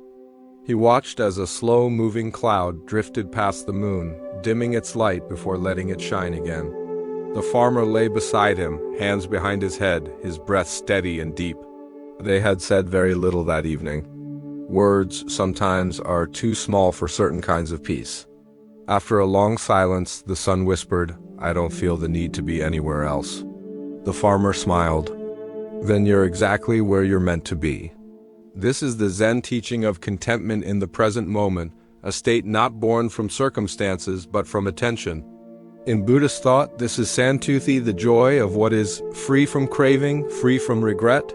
Some traditions remind us, peace is not something we chase, it's something we remember, something we return to. Not a place but a presence. The farmer told a story then, voice low and slow, like wind across a still pond. A monk once searched for enlightenment. He climbed mountains, studied scriptures, practiced until his body grew thin. One day, exhausted, he sat beneath a tree and gave up. A child walked by and offered him a bowl of rice. He ate it. He looked at the sky, and suddenly the breeze on his face felt like a blessing. The sound of leaves seemed like a hymn. He smiled, and the child smiled back. That night he wrote only this in his journal: "I found nothing, but I feel no lack." The son listened, eyes on the stars. So, he didn't find what he was looking for? He stopped looking, the farmer said. And that's when he arrived. You might reflect now on the ways you've chased peace through achievement, control, understanding. And perhaps, in quiet moments, you've glimpsed that it was never somewhere else. It was always here, waiting, not to be earned, but to be noticed. Some teachings say that the present moment is not small, it is infinite. That to fully arrive in it is to step out of time, to touch eternity with a single breath. The son reached out and touched the grass beside him, running his fingers through the blades. "It feels like the earth is holding me." "It is," said the farmer. "And it always has been," a bird cried softly in the distance. The moon rose higher, turning the fields into a silver sea.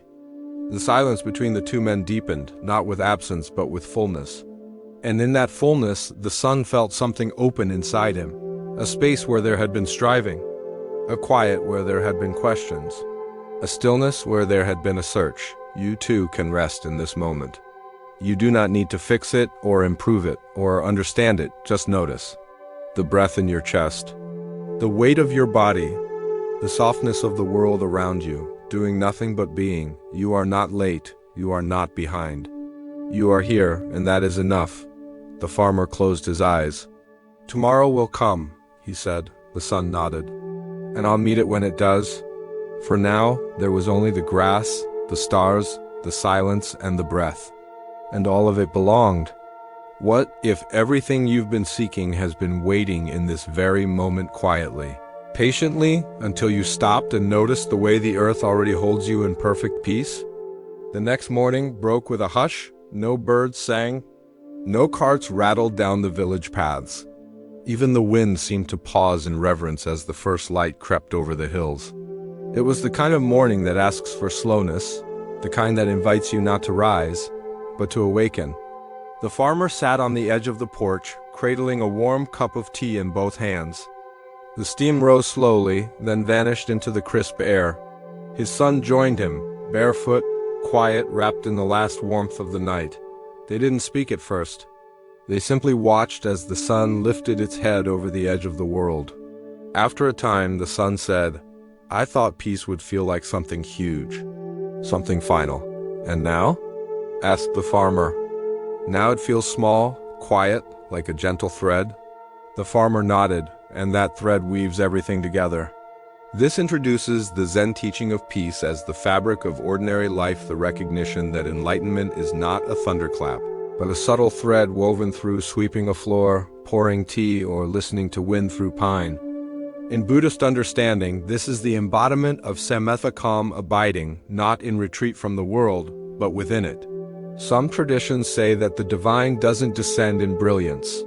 It reveals itself in simplicity, in repetition, in acts so ordinary we overlook them. The farmer told one last story before the day fully unfolded. A seeker traveled to many temples, asking each master the same question: "What is the path to peace?"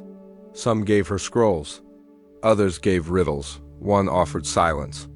At last she came to a small hut. An old woman was stirring soup. "What is the path to peace?" the seeker asked again. The woman looked up, smiled, and said, "I was just about to ask you to help me with the firewood." The seeker hesitated, then followed. They chopped. They carried. They fed the fire. That night, over soup, the woman said, "And so, you have walked the path?" The son chuckled softly. "It's always so simple in your stories. And always simple in life," the farmer said. "We just forget." The morning light deepened, illuminating the folds in their robes, the texture of the wooden porch, the steam swirling from their cups. "Sometimes I think I miss so much," the son said. "I was so focused on becoming someone. And who are you now?" asked the farmer. The son paused, then smiled. "Here, and that was enough. You may reflect now on how often you've looked elsewhere for wholeness. In a future self, in a new place, in something louder, brighter, more certain. But what if the most profound moments are the quiet ones, the dishes washed in silence, the breeze across your skin, the breath that asks for nothing but to be received?"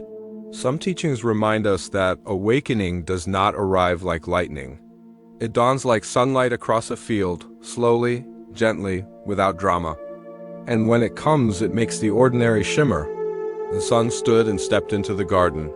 He reached down, pulled a single weed from between two stones, and smiled. "This is the path," he said softly. "Yes," said the farmer. "And now you're walking it. Let your breath now become part of that path. Let your next inhale be enough. Let your next step, even if it leads nowhere in particular, be sacred. You do not have to perform peace. You only need to return to what's already here, the tea in your hand, the coolness of your breath, the weight of your body held by the earth without question." The son sat again beside his father. They clinked their cups together once lightly and drank. The sun rose fully now, and the morning no longer asked for stillness. It asked for living, and that was the same thing. What if the peace you seek isn't far, isn't hidden, and isn't rare, but is waiting for you in each quiet act, each gentle breath, and each moment you choose to be fully here? The light of the final afternoon settled across the village like golden dust. It touched rooftops, danced on ripening grain, and warmed the wooden beams of the farmhouse with a quiet, fading fire. Inside, the house felt empty, not in a lonely way, but in a peaceful, open way, like a bowl that had been well used and now sat clean, waiting for whatever might come next. The son stood in the doorway, looking out at the pasture. The horses had wandered further down the valley that morning, their silhouettes now little more than graceful brushstrokes against the far hills. He didn't watch with worry. He watched with wonder. His father came beside him, and they stood without speaking for a while, just watching the sky shift colors like silk being folded rose, amber, lavender, and then the beginning of blue. "They've gone," the son said softly. "They may return," the farmer replied. "But that's not why we opened the gate."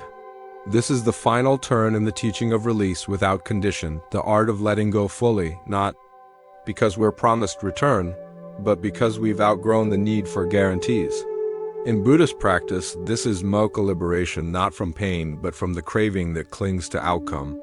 Some traditions say that freedom is not when everything stays, but when we stop needing it to.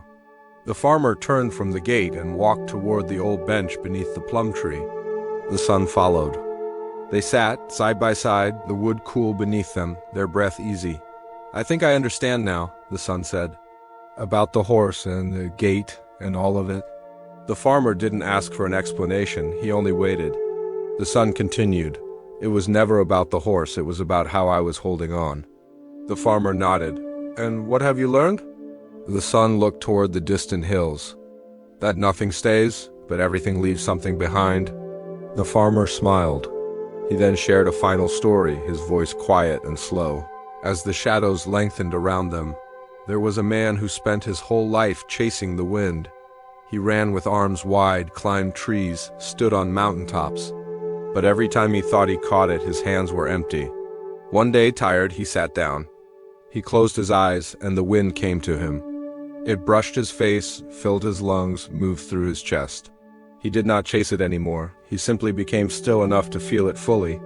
The son took a breath deep, soft, whole.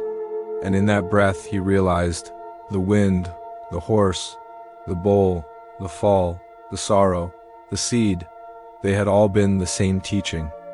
A single river of meaning flowing through different stories. And now he no longer needed to chase understanding. He had become the understanding. You too may feel this now, the culmination of all the quiet moments you've traveled through. The teachings that touched you not with force but with gentle fingers of truth. Each breath, each silence, each metaphor was a lantern lit along your path. Let yourself arrive now. Not at a conclusion, but at a resting place. You have walked with the farmer. You have listened with the sun. You have sat beneath the trees, watched the leaf fall, opened the gate, tended the seed, and poured tea into bowls, both cracked and whole. You do not need to hold anything more. Let it all settle. Let it all return to stillness. The sky darkened. A soft wind stirred the grass. The farmer stood. "Time for rest," he said. The son remained seated for a moment longer. Then he whispered, "Thank you." The farmer paused and looked back. "I only pointed. You walked." And so, as the first stars blinked awake and the moon began its slow ascent, the son stood. Not as he had been at the beginning, but as someone who had bowed to each change, let go of each weight, and opened his hands to whatever might come next. What if the journey was never about reaching a destination, but about becoming still enough to feel the wind, light enough to let go, and whole enough to be at peace with the passing of all things? And now, dear traveler, there is nothing left to seek. You have walked the full circle, from the sound of hoofbeats fading down the road, to the quiet of an open gate and an open heart. Let your breath slow now, like dusk settling into the folds of the mountains. Let your body soften into the ground beneath you, knowing that you are held. There is no lesson left to learn tonight, no path to trace.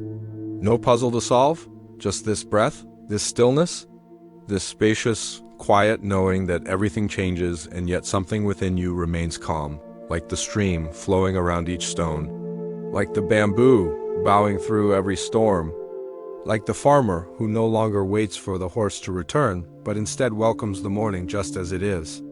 Let your thoughts drift like fallen leaves. Let your emotions rest like birds folding into their nests. There is nothing to fix, nothing to force.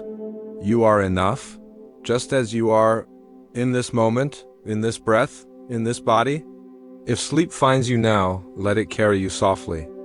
If you remain awake a little longer, let this peace stay with you like a quiet lantern flickering in the night. You are not alone, you are not lost, you are simply becoming. May you find peace and rest.